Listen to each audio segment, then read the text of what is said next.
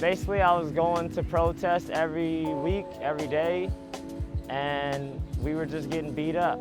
Police kept attacking us, so we brought our bikes out and kind of created a protection brigade, and it grew. It grew so large that instead of protecting the protest, we were kind of interrupting it, and that's when we decided to do our own. We never expected it to grow this large. We did not. And everything was extremely organic. All we did was we just simply showed up every day, went out to protest, but everything just ballooned.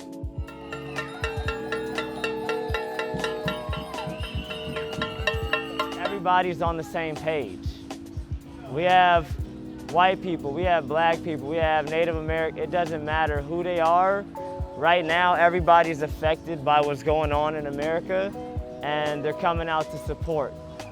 So, I mean, past protests, it might be pretty hard to get somebody from Upper West Side to come. Now they're coming out every single week. So I think that's probably the dopest thing for me. That's the one thing that is similar, the drive and the passion. We're just using a new tool, but it's the same energy, the same drive, the same passion. So we're planning on using this tool as best as we can to continue that fight. Are you guys ready to go? Yeah! Well, I mean, first, how we're trying to spark that change is bring the community together, because nobody's gonna vote in the people that we want in if we're not even seeing eye to eye. Nobody is gonna vote for laws that will benefit not just black community, all communities, but it'll improve our situation as the black community. So first things first, with this ride, that's what we're doing. Once we bring everybody together, once everybody has an understanding of what our motives are and what we're trying to do, then we can start attacking certain legislation and funding certain government officials that we want to be seeing put in power. You know, sentencing laws are, the disparity, depending on the different communities, the sentences are being handed down on it's ridiculous. We want criminal justice reform. We want to live in a society where certain people aren't above the law, like police are above the law. They're not held up to equal standards as we everyday citizens are in regards to upholding the law. The very law they are hired to enforce. So that's a disparity we need, definitely solved, and as well as, again, the sentencing, the different sentencing guidelines they have in place, especially for minorities, crimes committed by minorities. It's outrageous. And especially the fact that those laws change depending on which demographic is being affected the most at any particular time.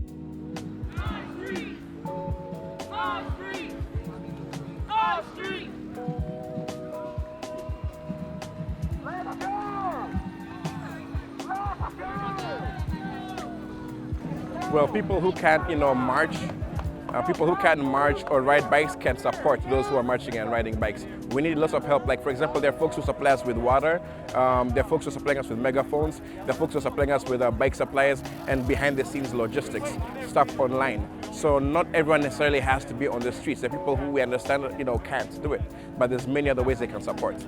Online, there's a lot of stuff happening online too, so that will be a very big area.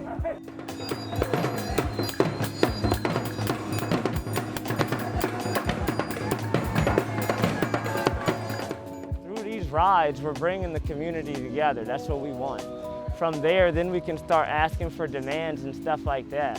But if you're too scared to walk on the side of the street with me when I'm walking down, or you're clutching your purse, you don't even want to hear what I have to say.